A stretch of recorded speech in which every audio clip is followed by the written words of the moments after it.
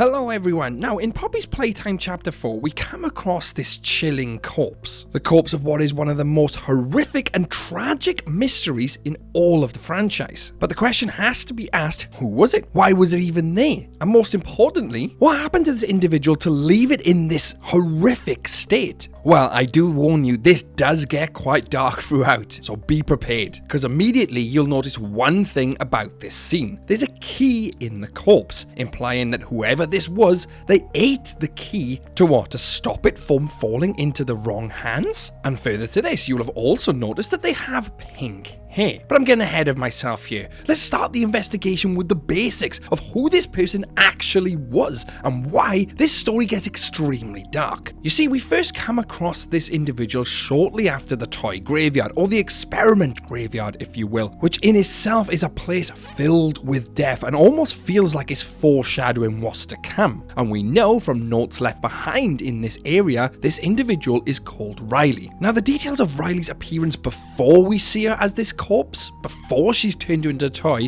are not given. But we do know from these notes that she was a 12-year-old, her parents were killed in a fire. 2 weeks later, because she was an orphan, she was sent into play care. And this is where it all started to take a downward spiral. She was told to keep a journal, adding 2 lists to each entry after a counsellor suggested she should, hoping that she would be chosen for what she assumed was adoption. Let me tell you now, being chosen isn't adoption, it's chosen for experimentation. But we'll get onto that in a bit. You see, we learn through these notes of Riley's emotional states because she has in them what's important to me now and why. And it's through these memos that we divulge and look into the horrific acts committed by Play Care. You see, in this first note, she goes on about how the children have been there their whole lives and never really known a family, unlike herself. This in itself is extremely concerning because this tells me that Play Care are the only thing these orphans have ever experienced in their entire lives. No parenthood, nothing, and they will literally believe whatever spew Playtime tell them. This makes it extremely easy to manipulate the children, and at the same time how extremely dark things can get.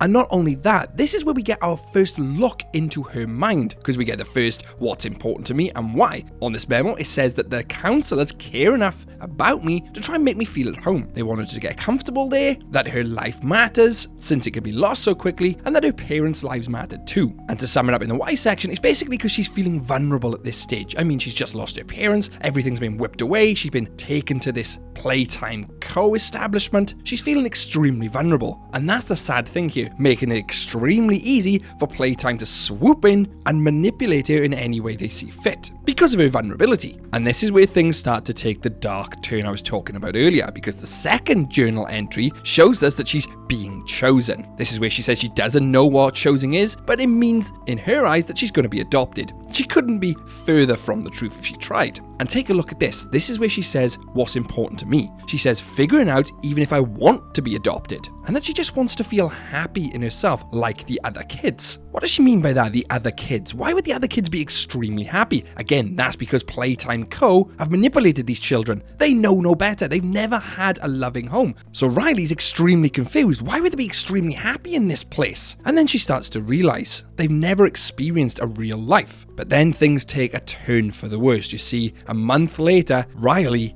gets chosen. And not for adoption, she was chosen by Dr. White. And the sad thing here is she was actually really happy. For the first time, she felt after the accident she could be happy again. You see, from this journal entry, she actually did have numerous interviews. She says that she thought that couples didn't like her. She was too anxious, too quiet, didn't get along with other kids, but her test scores came out very good. And it's because of this reason that Dr. White chose her. Her test scores. He wasn't there to give her a loving home like she thought, and the really sad thing here is she says in this journal entry, I haven't felt like this since before the accident, since my parents. Sadly, all of this was a lie, as we'll soon find out. And nothing, and I mean nothing, could prepare her for the horrors she's about to witness and encounter, which was all happening beneath her very feet this entire time. You see, this is where we look at the third journal entry, and this is where things really take that dark turn. Because similar to her other journal entries, she has what's important to her and why. And this time, what's important to her is waking up from this nightmare, getting out, getting back to being me. Because what she says in this journal entry will explain it all. She says, this isn't what I thought. What anyone thought. They took me somewhere, not out, but under, deep beneath everything. They gave me a shot and I went to sleep. Maybe that was days ago, maybe it was weeks. I remember images. My skin opened up like a flower petal. A man who looked like a doctor digging around inside me, taking things out. I remember feeling his touch through my ribs and into the back of my spine. I remember hearing a snap. Everywhere was red. That paragraph alone right there is extremely dark and should sum up for you exactly what's going on. And if it doesn't, well, she's being experimented on, ripped apart limb from limb. She even says, when I woke up, everything hurt. I screamed, hours and hours of screaming. I stopped once I knew no one was listening. She says she's not herself anymore. Her body is not her body. Her hands are not her hands. She tries to brush her hair as if it's still at her shoulders and touch it, but she feels nothing. She can't feel her fingers. She can't separate her fingers. And you want to know why? Because she's been turned into this toy. Playtime Co's Bigger Bodies Initiative. You see, the Bigger Bodies Initiative was created by the Doctor. He proposed the creation of an organism known as Bigger Bodies, oversized vessels modeled after the company's toys, created with the purpose of replacing the human workforce at Playtime Co. in order to cut the company's costs and avoid future lawsuits. We all know how that turned out. It is believed that 1006, the prototype, was presented to the Playtime Co leadership as proof the program was possible. That is what Riley had been turned into. She'd been turned into one of these bigger body experiments. But which one? And why? Well, I'll come on to that in just a bit, because there's a few more journal entries I'd like to discuss. And this one is Riley's take on the Hour of Joy, and it's pretty important. She says how the room started moving and she's not sure what that means. Something had happened. Everything had turned upside down. There's a hole in her room. Everything's really loud. There's screaming everywhere. And she says she's better off in here for now. I'll cover the hole with something. She says that after a while things had went quiet. No one's tried to get in, and she's going to head outside. And this is where she sees everything. Bodies everywhere, piles and piles, she says. Oh my God, she says, what's happening? Because these bodies, well, they look like her. She looks around and sees a man inside of a crane, so she runs over, taps the glass, but they don't respond. That's because this man inside of the crane is dead. So with that, she decides to return to her room.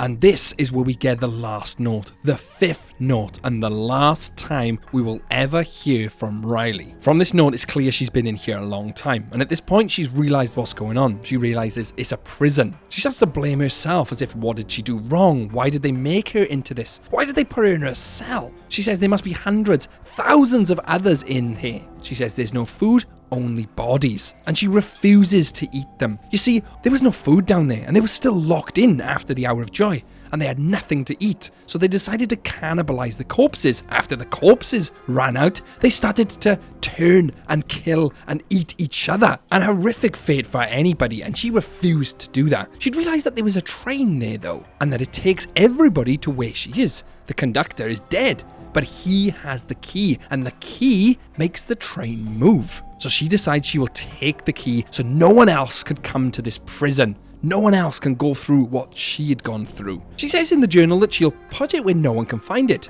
And evidently, she eats it, because we find that key inside of her corpse, inside of her ribcage, where her stomach potentially would be. And it's at this point where we get what's important to her. She says that she wants to help someone the way she wanted to be helped when she thought she was being adopted. And what else is important? That her life mattered to someone. And the tragic part here is she says why? So that I'll know wherever I go now, hopefully to my parents, that I fulfilled a little of what I said I would, and I made life just a little better for someone else, even if this place took everything else. So all of this leads up to the events of us finding her corpse. We know she would have eaten the key to stop anyone else going through the misery and abduction and horrors that she had witnessed. She did just that. You know, because we see the key inside of her. But things take a strange turn here. You see, we find her with blood spattered across the room. Blood splatters on her? This to me signifies she didn't peacefully slip away into the night.